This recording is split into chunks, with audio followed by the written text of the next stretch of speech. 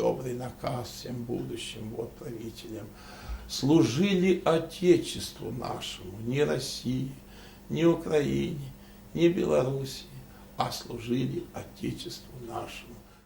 Вот. Никаких наций, все мы едины в Боге и в чем еще на земле. И одна семья чья? Адам и Ева. Вот откуда мы пошли все, да и все. Адам и Ева.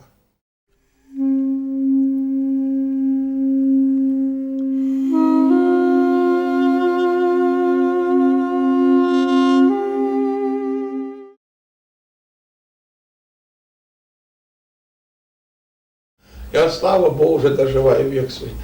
Беса ни разу этого не было в доме. Даже понятия не имею, как его включать, какую кнопку там нажимать.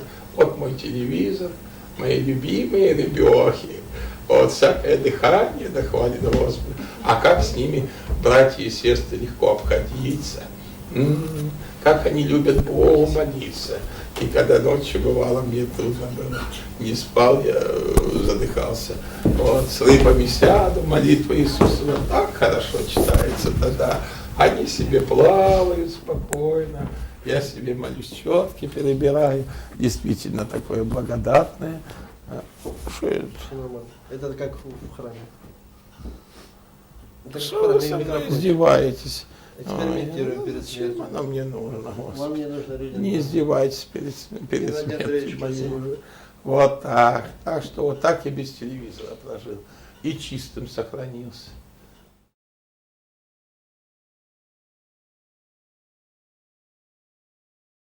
Мне как сейчас ужасы все рассказывают. Я как слушаю с ужасом. Боже мой, как бедная молодежь пала. Ой, как страшно мне смотреть на все эти вот падения телевизора. А компьютеры еще хуже, интернет еще хуже, несчастье будет. Ой, Боже мой, конечно, но во благо можно исполнить и телевизор в жизни своей, во благо можно все, и компьютер, и тот же интернет. Но мы же такие, к чему стремимся, к добру или к греху больше? Ну, будьте себе судьей. К чему больше вы стремитесь в жизни? Так, конечно, к греху все стремитесь. Вот. К добру вряд ли что будете вы стремиться, а к греху всегда стремитесь. Вот. Тот же ножик можно хлеб резать, можно человека убить. Тот же телевизор можно и в медицине употреблять, и в железной дороге, и в заводах кругом. А можно же эту мерзость смотреть. И новости все правдивые знать можно, хорошие. Вот. А вместе с тем его зло, сколько эти порнуха, это разврат, это мерзость, Господи, эти рекламы сатанинские, бесовские. Вот. Хоть мне некоторые мудрецы века говорят, реклама, двигатель чего? Торговли, вот так мне рассказывает. Я послушаю, покивая головой, торгаш ты бестолковый. Вот. Тоже во всем можно во благо и во зло.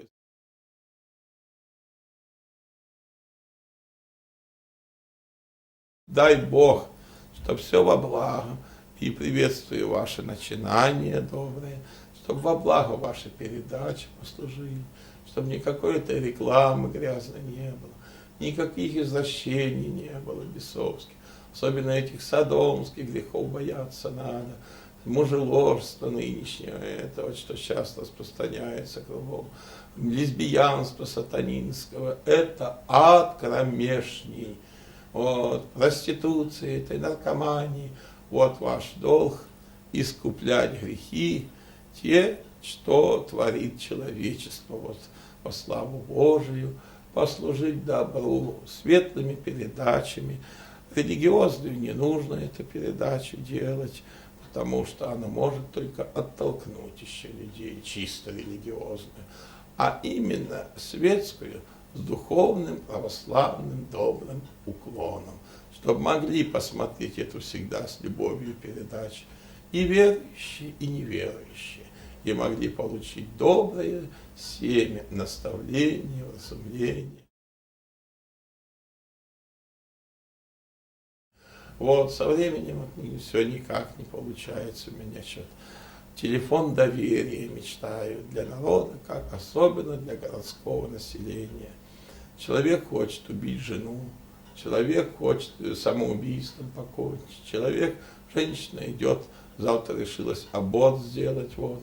Но все-таки совесть мучит человека. Вот. Совесть ничем не заглушишь. В последний момент всегда совесть говорит: не нужно, не нужно. Но бесы все шепчут, рвут душу на части. Иди, иди, убей ребенка, убей человека, зло сделай.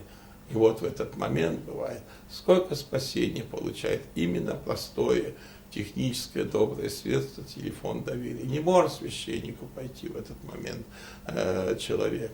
Он обращается к телефону, и священник утешает, умиротворяет и успокаивает. И смотришь, и ребеночек этот невинный, крошечка маленькая, живым остался. Родился на свет, пусть лучше он сиротой возрастет, но не убитый злыми руками. Рождество Христово, как мы оплакиваем жуткое событие, когда Ирод 14 тысяч детей погубил.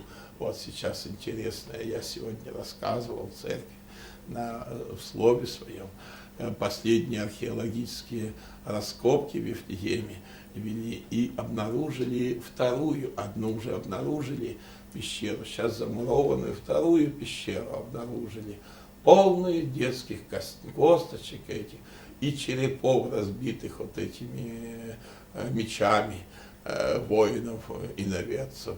Страшно было смотреть на эти бедные черепочки маленькие, детские. Мы на Афоне кого видели? Кирика, мученика. Такая головочка детская, маленькая, череп такой. Боже мой, аж страшно смотреть на него, на малюточку. И от этой Иродовой слуги оплакиваем мы. Вот Рождество Христово, 14 тысяч детей, теперь уже и археологически, и исторически все это подтверждено. Дай Бог только веровать все.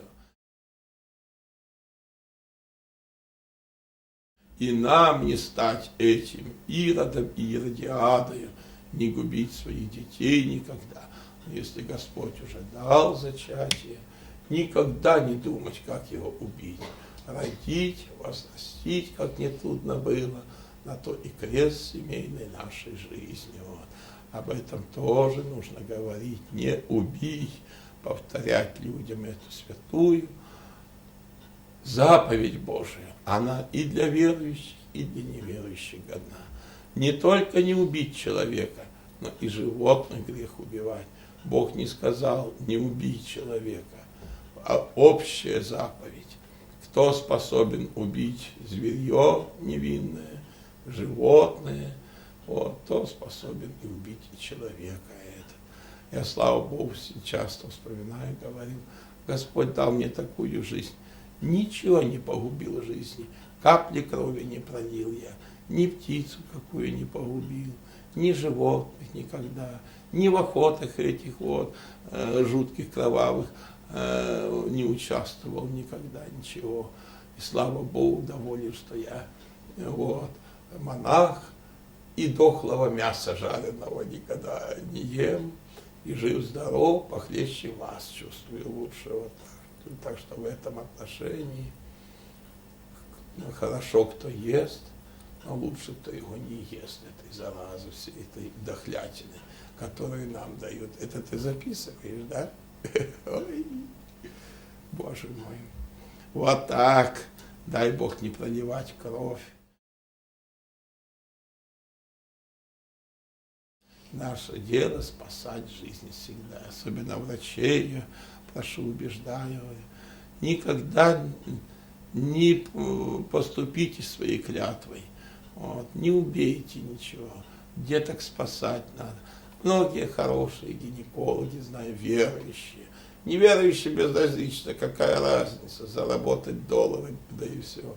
Это врачи-палачи. Как они будут наказаны Богом за это? И дети их не будут мучиться, и внуки за то, что убивали невинных деток. Вот. Именно в Рождество об этом мы и скорбим, об этих убиенных 14 тысяч младенцев. Как страшно смотреть, так сразу эту пещеру и замуровали обратно камнями. Ужас было смотреть на вот эти черепа и детские эти косточки. 2000 лет лежали они уже со дня гибели Ирода Нечестивого и со дня рождения Христа Спасителя. Вот. Оканчивается один год милости Божией гражданский, начинается Новый год милости Божией, в сегодняшнюю ночь нас Бог доживем, и совершим молебное пение на новое лето. Благословенно Царство возгласим. И особые молитвословия, особые прошения будем говорить и молиться, чтобы поблагодарим Господа прежде всего. С благодарностью Богу за прошедший год, невзирая на наши недостоинства, на нашу греховность, на нашу злобу, на наше богоотступничество, Господь Бог даровал нам в мире пройти еще один год жизни нашей. И за эту милость Божию будем мы благодарить Господа. А следующее прошение: и благоприятное лето даруй нам, Господи, чтобы мирный год прошел наступающий, чтобы поменьше несчастья, болезней, скорбей, поменьше этой проституции, наркомании и прочее, чтобы эти детки невинные поменьше этот клей вонючий нюхали и с ума сходили, чтобы радость была, мир, утешение и самое главное, чтобы прошла междоусобная вражда наша, славян, чтобы незалежностью все кончились эти, чтобы единой Русью святой мы славили Господа, чтобы единым русским народом мы чувствовали и Россия, и Украина, и Белоруссия, и чтобы единая церковь, единый патриарх с нами были до скончания века. В доме хозяин, когда один порядок бывает хороший, а когда 2-3 хозяина, какой будет порядок? Никакого порядка. Так и в церкви. Один глава собором избранный, святейший патриарх Алексий, а других уже лжепатриархов киевских там и прочих никогда нам не нужно. Они только будут развратителями церковного дела, смутьянами будут в церковных делах и раскольниками страшными. Да не будет этого. Дай, Господи, в этом году и Украине одуматься, выборы мирно провести, вот, добрых избранников хороших, не националистов, фашистов каких-то избрать, вот, а добрых хозяев нашей земли русской, нашего государства, вот, и чтобы мы под мудрым и правительством, и под мудрым президентом будущим, и под мудрыми и слугами народными, не в кавычках, чтобы они были слуги народные ради своего удовольствия, а настоящими хозяевами земли русской, и чтобы они все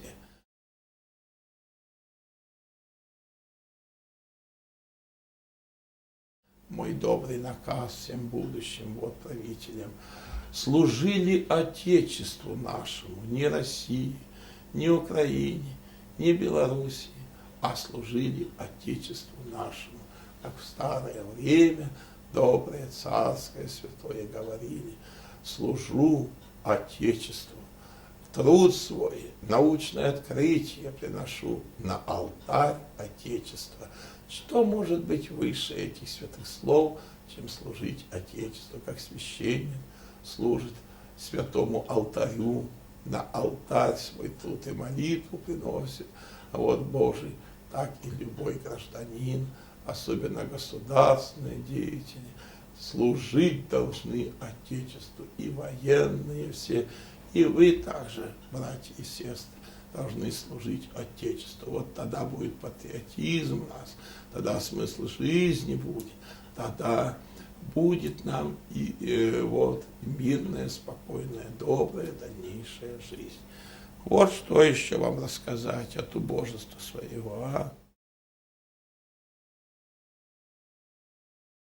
Батюшка, можно вам вопрос задать? Ну, говори. 2002 год объявлен Международным годом семьи. Хотелось Это бы- очень, ну вот я вам уже о семье рассказал. Да. Вы затронули тему Чтоб молодежи еще интернета. одно для семьи. Не живите невенчанными. С Божьим благословением, не блудом кроватным начинайте жизнь. Беса не гайдай никогда на ногах своих. Вот. То все маменька покойно, как ноги перекинешь, беса гайдаешь, а я всегда как гляну со страхом, ой, думаю, бес сидит там, да. Вот, обязательно это самое, чтобы с Божьего благословения начинали семьи, не с блуда, как сейчас, не с пьянки, не с извращений содомских, а с Божьим благословением по-настоящему, по-христиански начинали семью. Прежде всего, венчание. С Божьим благословением великое таинство совершается, когда священник твердой священнической трепетной рукой благословляет. Не положено стоять мужику-то бабе под венцом, положено юноше и девушке чистому стоять. В старое время, если б девка испорченная вышла за под венец стала, это позорище было бы. На все село и выгнали из села такую позорницу. Чистая должна стоять. Ряди голубицы встречает невесту, поет хор всегда. Вот. Чистая, светлая должна существо. Недаром невесту в белые одежды одевает, как символ чистоты и телесной, и духовной. А сейчас одну венчаю, с таким пузом уже стоит под венцом у меня. На сносях уже завтра рожать, и, ну, слава Богу, хоть надумали повенчаться, рожать дитё уже с благословением Божьим, одевая венец, а сам вниз смотрю, Господи, хоть бы там ребенок у ней в церкви не выскочил, а то еще роды придется мне принимать в церкви, вот такое бывает. Вот. И год семьи, если с благословения Божия и со страхом Божиим будет начинать, значит, будет нормальная жизнь, хорошая. А если с блуда, с пьянки, с извращений, такая и жизнь будет беспутная. Какой первый шаг делаем, такова и жизнь вся бывает, знаете. Как ребенок, родители первый шаг, только что говорил слово в церкви, наречение имени. Как должны к этому серьезно относиться, когда уже вот так вот повенчали, благословили. Вот, всегда желают, что на свадьбе. Что желает молодежи, кроме горько? Ну-ка. Совет да любовь. Ну, правильно, ты молодец сказала.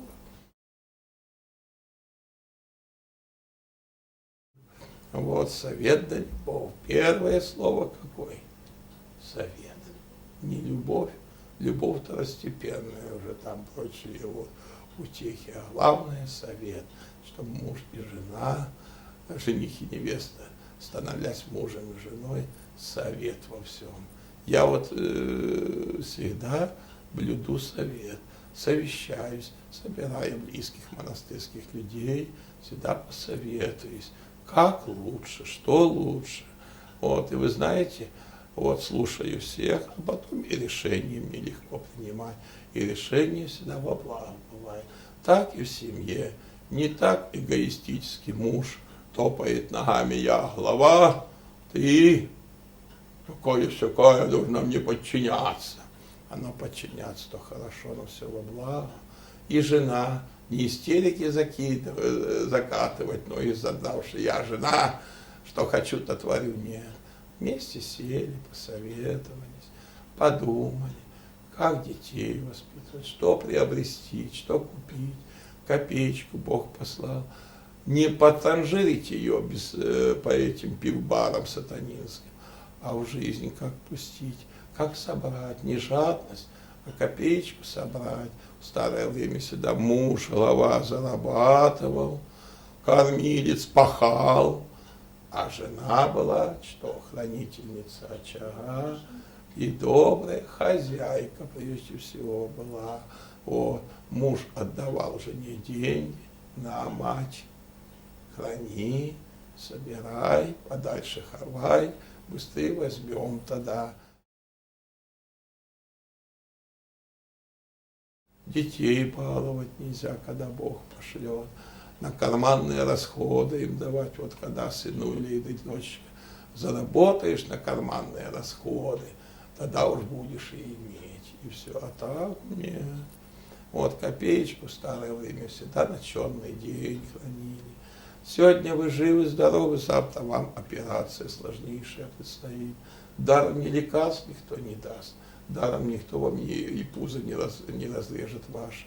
Нужно за все платить. Помните, кончились советские времена, сейчас какие идут? Какие сейчас времена идут? Что там за...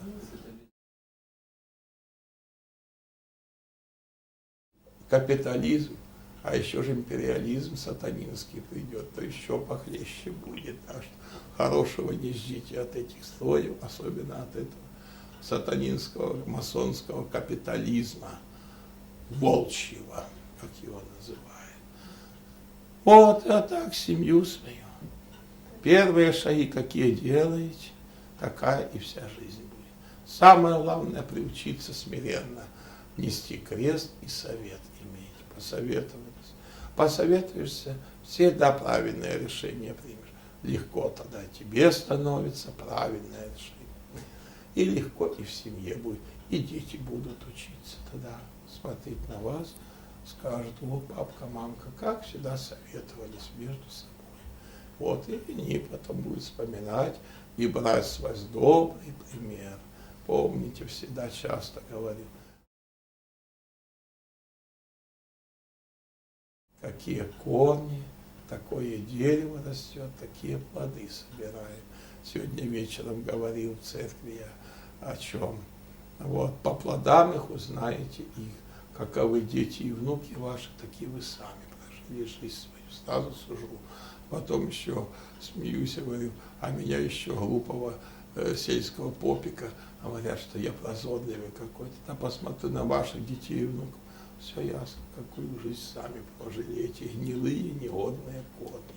Так что от вас приходит то, что с детьми делать. Да, вот дерево лечит, что листочки лечат, или что там на дереве лечит. А когда заболеет дерево, когда листочки крутиться, желтеть начнут, что лечит в дереве, а? Корень. Что? Корень. Корень, правильно, корень лечит. Подпилить его гниль нужно, убрать все негодное. Вот тогда будет и дерево омолаживаться, расти. Тогда и листочки уже новенькие, те отлетят негодные, зазеленеют, и жизнь будет иная, новая. Вот так. Так что помоги, Господи. Вот с чего начинается семья. С корней, с папы и мамы. А как вы относитесь к детям своим, что-то к родителям своим, точно к вам так и дети будут относиться. Если вы выгнали отца и мать на старости, то не ходите докормить, не знаете, что им пожелать, зло, чтобы они скорее околели, да все прочее, точно к вам и дети так будут относиться. Очень хорошая это самое, вот, есть мудрая книга, букварь православный Тихомировский. Там много чего мудрого написано для детей, на добром русском языке изданный, и обязательно вам нужно почитать, вот, и знать мудрость народную, чему раньше детей учили с 1 класса. Вот, мало детей родить, воспитать, образовать, определить их жизнь. Вот самая главная задача семьи. И еще самая главная духовная задача за этих детей отвечать и на суде Божием неминуемом. Как воспитали, чему научили, обязательно каждая семья будет отвечать. За аборты я говорил, еще говорю, что повинны не только бабы, убившие детишек, но и мужики. Муж сеет семя. Женщина, как земля, впитывает в себя это семя и жизнь новую дает. Недаром первая женщина как была названа? Ева. Вот и все. Жизнь дающая. Вот что женщина предназначение обозначает. И самое святое слово – мать. Это слово святейшее. Дай Бог, чтобы вы досмотрели своих родителей, особенно когда они станут беспомощными, немощными, аки дети станут. Не роптать на них, не обижаться, а терпеть, не думать, какой дом престарелых их сдать скорее, да желать, чтобы они околели, а с любовью докормить их, вот, помочь им во всех немощах их, так, чтобы с чистой душой могли стоять у ихнего гроба, придет, когда кончины, и Царство Небесное сказать.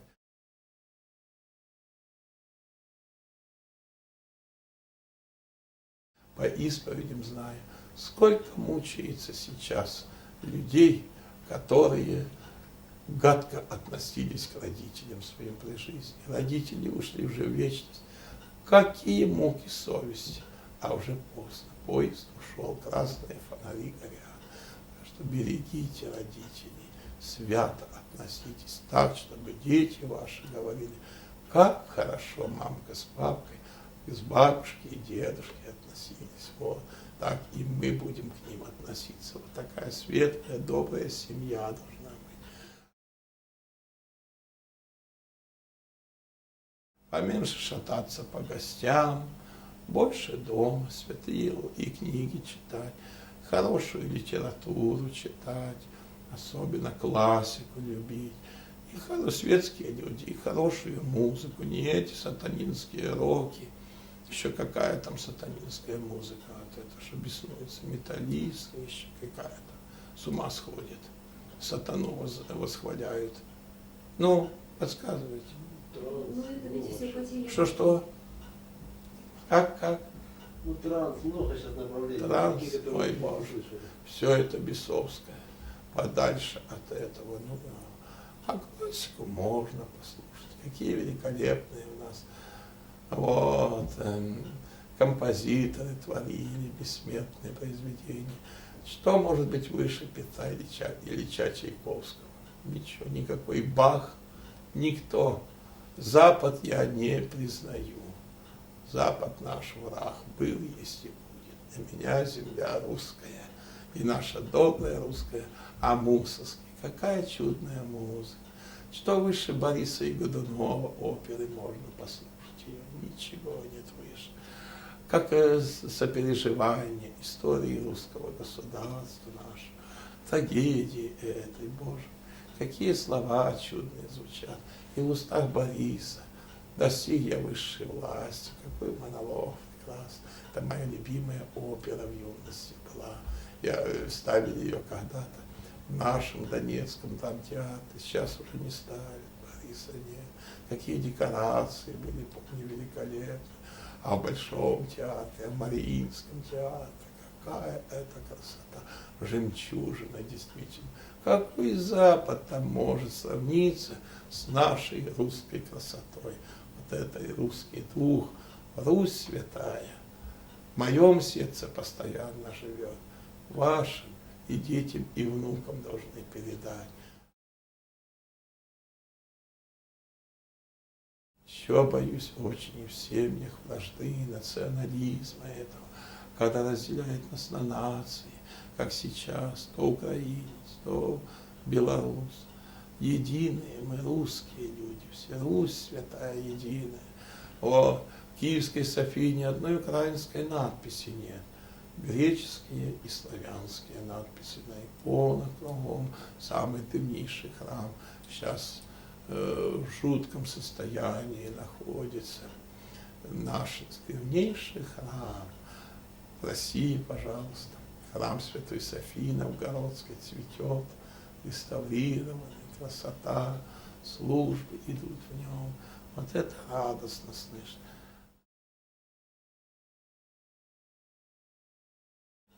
Но Святую Софию так осквернили, что там вряд ли уже сможет, что когда быть возрождение. Дай Бог великое освящение совершить святейшему патриарху, изгнать бесов, которые Святую Софию осквернили, раскольники, все нечисть, сектанты. Вот, и тогда кафедральным собором всей нашей страны может быть Святая София. Вот, что еще вам сказать?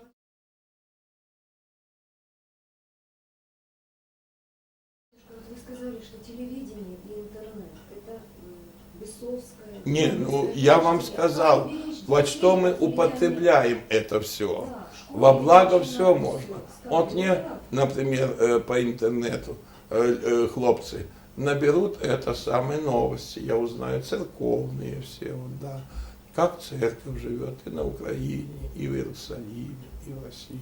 Во благо можно использовать, но тут же сами знаете, что тут оттуда можно достать. Такую стыдову, что не в сказке сказать, не пером описать, так же. А у вас больше будет церковной жизни тянуть, обязательно на 5 минут посмотрите что-то хорошего. А после этого хорошего, куда вас бес потянет? Ну, отвечайте. Да всех. Первого меня. Если бы я смотрел. Стал бы голых баб смотреть бы. И прочие мерзости, да и все. А вы голых мужиков, бабы стали смотреть бы. Да и а что вам делать? И пошло бы что? Благо или зло? А? Ну вот видите.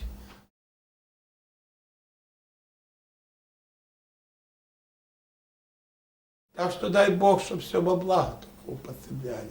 Любое достижение науки, любое достижение техники, любое достижение и литературы, и искусства, чтобы во благо, чтобы мы с любовью брали. Вот. Я нынешних современных писателей никого и не знаю сейчас. Для меня в основном 19 век живет. Живу я 19 веком. Почему с печалью? Единственный для меня авторитет — это Шмелев в 20 веке, величайшее, чудное произведение. А язык какой богатый. О, и покойный Солоухин. Лично я встречался с ним, знал его. Очень интереснейший человек, богатейший человек. Ой, как он удивительно рассказывал, как он собирал иконы кругом. Письма из Лужского музея — это любимая моя была книга всегда. Покойный, уже больше не встает в вечности, может быть, еще повидались. Очень задушевный такой человек был. Настоящий русский дух был, русский писатель был. Царство ему небесное, всегда говорю и поминаю его за упокой. Вы читали письма из Лужского музея? А? Ты читал? Видишь, какой ты у меня. Ты читал? Ты читала? Ты читала? А? О чем там пишется? Забыла? Эх, сказано. У бабы волос длинный, ум короткий. Астафьев, да. Вот от этих брехунов, что на царскую власть, на царскую семью писали какой-то там. Ой, мерзость такую. Вот. Ты читал письма из Лужского музея?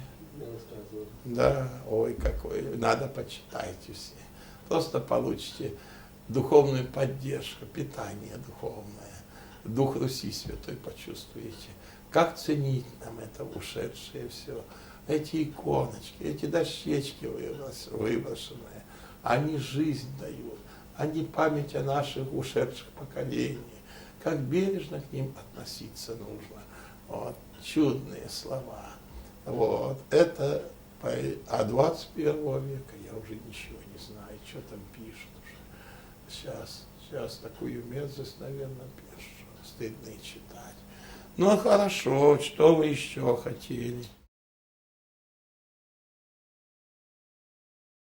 А вообще-то живу еще женщинами 19 века. Страшно не люблю от этих вот голых колен распутных, вот, краски, замазки и все прочее, черноты на лице, на глазах этих бедных. Вот. Каждый человек — образ и подобие Божие. Что тебе Бог дал, то и носи. А вся краска, ее Бог дал или без? А? Ну-ка, отвечайте мне. Кто ее дал, вот эту краску, замазку? А? Бес дал. Научил. Да, вы, дуры, краситесь, мажетесь. Вот так. Но это же вы там не записываете. Это вы такую же краску дали Рублеву, который написал. Он же лики святые давал. А тут красится что? Ну, сейчас Спасителя нарисуй с черными глазами, там, или Божию Матерь с такими когтями нарисуй красными. Вот. тут черное, тут синее, вот, коротенькую юбочку Божьей Матери и нарисуй. Будете вы перед этой иконой молиться, а? Ну, как вы думаете, бабенки мои? А? Я лично, вот видите, сами сказали, не будем. А вы ж образ и подобие Пресвятой Девы Марии. Какое величие на иконах, скромность, и какие святые, действительно духовность, божественность. А вы ж подражатели должны быть. Вот. Также Илья Степановна с чубом нарисует, щелочкой американской этой Божьей Матери. А? Лобик всегда должен чистый, высокий быть. Вот, без всяких этих челочек. Вот. Всегда, чтобы умывали чистой водичкой лобик свой, чтобы мозги просветляли, солнышко, чтобы освещало. Святая водичка, когда в храме бываете, святым маслицем. Сегодня помазывали вас святым маслицем. Вот видите, как хорошо. И мозги светлеют, и в голове легче становится. Вот. А когда эти челки, то под этими челками дьявольскими, то это самое. И мозги темные, и в кисель превращаются они тогда. И соображать ничего, как дураки да дуры ходят с челочками, да и все. Так что столовик открытый, светлый, чистый должен быть, духовное восприятие лика вашего должно быть вот так.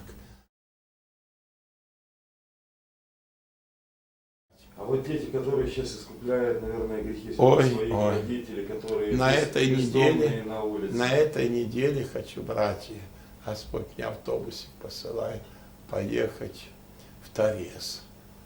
Там дом ужаса. Наши как поехали, бедные матушки, они перепуганные со слезами, приехали оттуда. Вот. Дети калеки, брошенные, сироты. Действительно, вы сказали, искупляют грехи родителей своих. Да хоть бы дома они искупляли, в домашней обстановке мучились. Они выброшенные, жестокие родители, выбросили свой крест, мучеников этих. Вот, определили на казенное жалование, которого почти нет. Это полуголодные, полухолодные, мучается более 300 детей, там, брошенные родителями своими. Даже некоторых укрыть бывает нечем, одеяльца нечем. Так голенькие дожаты лежат, ручки покручены, ножки покручены, пролежни страшные кругом.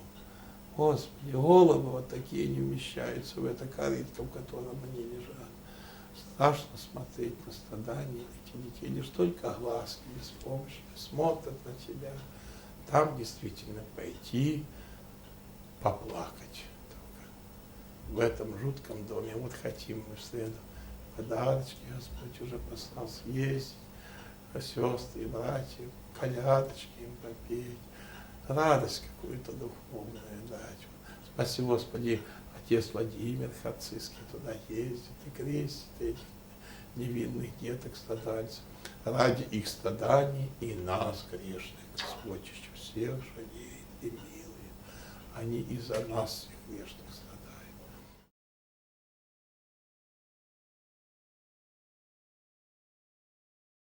И за грехи родителей, но еще больше грех родителям будет, что они выбросили их. Послал Бог крест уже тебе неблагополучное дитё.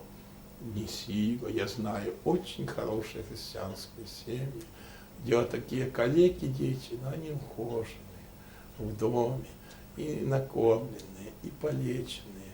И с какой радостью эти люди несут свой крест, не думая, как избавиться от этого калеки ребеночка.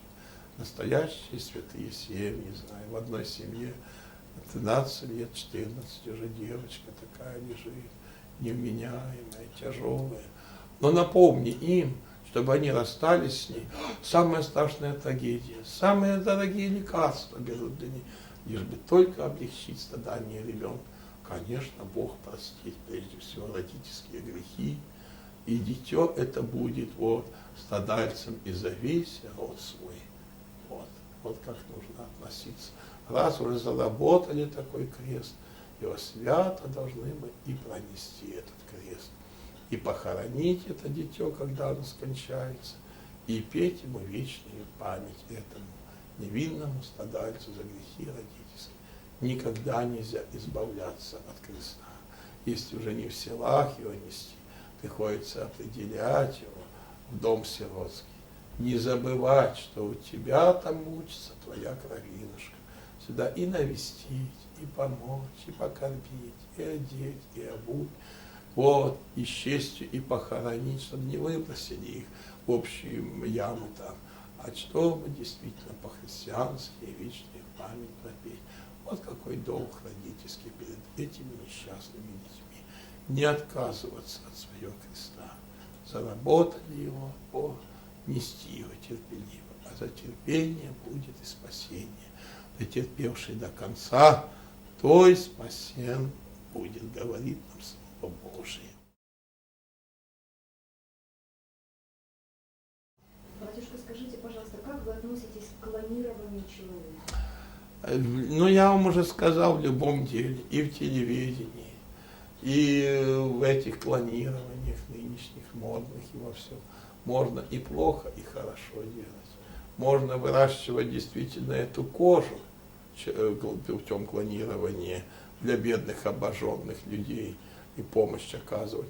Можно какой-то орган трансплантации сделать, заменить человеку, помочь, облегчить страдания его. А можно все во зло превратить.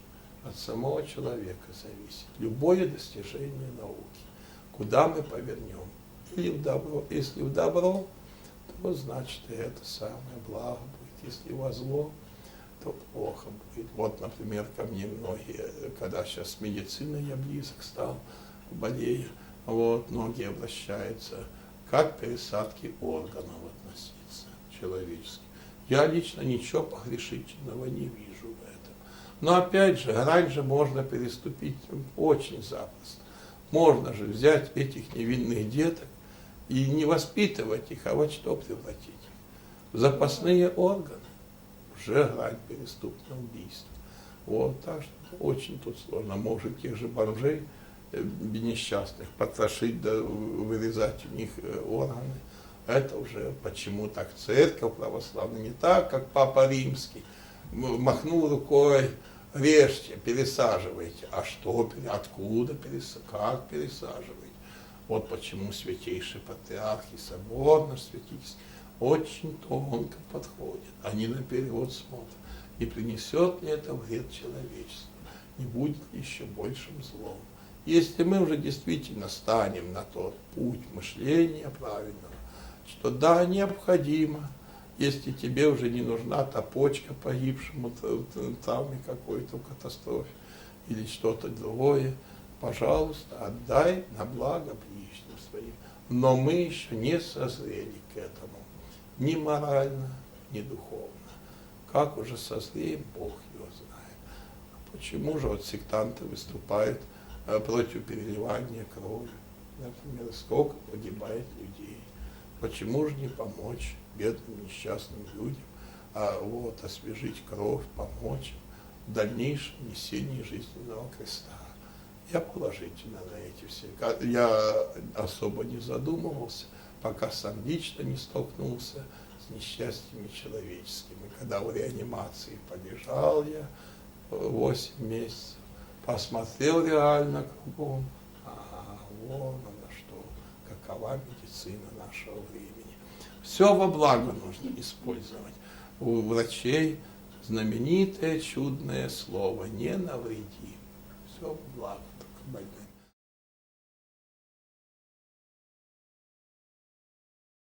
Встречал я разных врачей, и положительных, и наемников, как и среди духовенства, и настоящие священники, и так называемые попы. Вот поп только заробить шайбу, да и все, к сожалению. Вот, одинаково. Что в светском мире бывает, что в духовном мире бывает. Дай Бог, чтобы нас и настоящие священники окружали на доброе наставление. Попов поменьше этих было. Чтобы и настоящие врачи нас лечили с душой, с любовью. Особенно не только лекарствами, но добрым отношением и добрым словом человеческим, которое похлеще всякого лекарства нечто. Дай, Господи, чтобы и вы все не по названию были христианами, а внутри, в сердце своем Бога носили, богоносцами были, чтобы настоящими, верующими, добрыми людьми были. Вот чего желаю и себе, и вам, Батюшка, и еще детям последний вашим, вопрос можно? и внукам вашим. Сейчас идет возрождение религии, духовности и воссоздание храма. Их сейчас можно встретить на каждом шагу, и возле каждого рынка, и возле больницы, в любом дворе. Не считаете ли вы, что сейчас идет другая крайность, что искупление грехов выгодно тем, кто к этому имеет отношение? Коммунисты уничтожали, разбрасывали камни, теперь время собирать их. Собирать, но в пределах разумного. Прежде всего, родные, Бог нас не спросит, какой мы храм построили, какие мы кресты поставили, золотые или серебряные, какие колокола там будут звонить. А Бог на суде Божьем нас о чем спросит? О делах наших, о прошедшей жизни, о своих дел. Или прославишься, или постыдишься. Вот, спросит Бог, накормил ли ты голодного, посетил ли, принял ты нищего и странника, посетил ли ты в темнице находящегося. Вот, сироту пригрел ли, вот о чем нас спросит, о добрых делах спросит Господь на суде. Вот так-то, что об этом. О камнях-то собирать камни, то время. В Руси всегда было закон такой неписанный, созидать храмы Божии. Бывали вы в Великом Новгороде, бывали вы в Суздале, наших русских городах, Златоглавая Москва, 40 сороков, а в Киеве сколько разрушено храмов. Вот, во время, конечно, воссоздавать нужно, но в пределах разумного. Ну какой прок, что в Киеве стоит сейчас София поруганная. Древнейший храм на земле нашей русской поруганный стоит. Послал одного человека в Софию, пойти посмотри в Киеве, когда будешь, в каком состоянии. Иконостас разломан, где была княжеская усыпальница, там, вот, в алтаре. И Владимир Мономах, величайшая личность. Сейчас движение чудное в честь этого великого князя идет у нас на Украине. Это очень хороший признак. Вот. Тоже не нашли могилы, все разоренное. Где была княжеская усыпальница, яму какую-то вырыли в алтаре. Археологи копались. А как же мы среди мертвых костей имеем право копаться уже? Память великих предков осквернять. Вот. Тоже храм в Киеве. Андреевский собор, русская царица построила ее, память Андрея Первозванного. Кому отдали? Раскольникам, самосвятам этим отдали, аутокефалистам, сатанистам отдали. Боже мой, русский храм порушен. А жемчужина Киева, Владимирский собор. Вся земля русская строила его. Вот, русские художники, кто его там расписывал? Кто? Рубль. Кто? Рубль. Владимирский собор, часть росписи это Рубль. Да, вот, этого болящего человека. Кто главные росписи делал? Знаменитый русский художник. Васнецов. Виктор Михайлович Васнецов. С почтением всегда имя нужно вспоминать. Грядущую Богоматерь написал на Запрестольном. Сейчас потемнело, она как это сатанисты, эти Денисенковы захватили. Вот, другие иконостасы все порасписывали. А еще кто великий русский художник расписывал. Ай-яй-яй-яй-яй. Ай, культура вы моя бестолковая. Что там у тебя? Да, бес. Надо покропить святой водой твоего беса. Вот, расписывал Михаил Васильевич Нестеров, хор. Какая чудная природа русская. Березки эти написаны. Вот. И захватили эти сатанисты. Осквернили храм, собор, жемчужину, храм-памятник 900-летия крещения Руси и в память нашего просветителя святого благоверного великого князя Владимира, крестителя и просветителя Сергия Русской. Ну вот и часы уже отбивают нам под рождественской елочкой. Батюшка, вы нашу газету посмотрели? Да, смотрю. Сейчас я сегодня не смотрел, сегодня занят был. Почту еще не посмотрел. Смотрю. Про Киевскую Русь газету. Вот, еще не смотрел, не читал. Ну, почитаю, посмотрю, оценю. Вот. И дай Бог, чтобы все только доброе, в крайности не бросайся.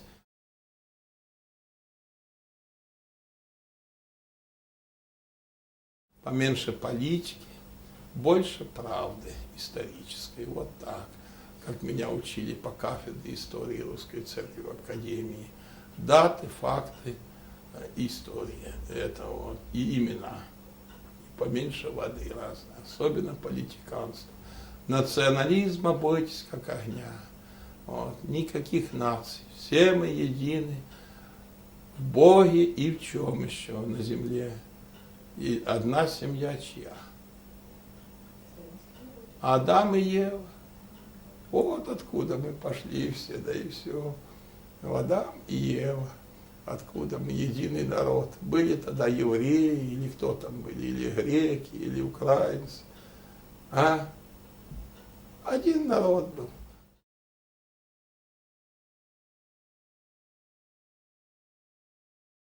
Я как-то задавал этот самый вопрос, говорю, самый какой справедливый строй исторический был на земле? А ну ответьте мне. А далее и Ассирия, и Вавилон, и римляне, и Византия, чего только, да строй какой самый справедливый был. О, точно, 5 ставлю. Райская жизнь. Когда Адам и Ева вдвоем были, горе не знали, похоти этой не было. Ни мужика, ни бабы, а были все ангелоподобного жития. Вот он был и самый справедливейший строй на земле. Как пали люди, так и пошла одна несправедливость, которая до сегодня процветает на земле. Ну, добро, что еще скажете? Бо я уже уморился. Вы не уморились? Спасибо. Что еще будете спрашивать? Ваш покорный слуга.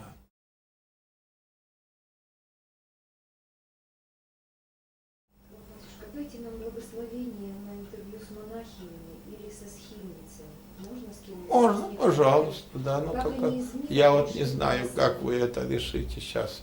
Я благословил всем отдыхать.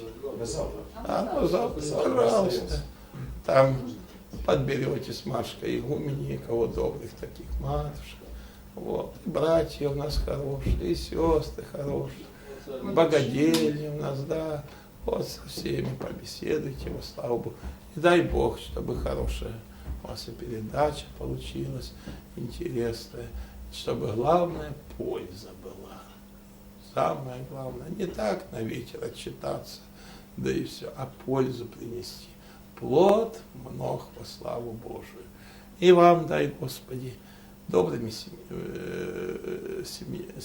семьянинами быть, вот, во славу Божию, добрыми христианами быть, нести свой крест терпеливо. В терпении вашем, уже говорил я и говорю, спасете души ваши. Вот чего желаю вам в сегодняшнюю новогоднюю ночь по милости Божией. А остальное еще я в церкви скажу. А ну-ка, кто 5 хочет получить? Конфет дам. Сейчас 12-бальная Так. система уже. Что я в Рождество читал? Рождественский день.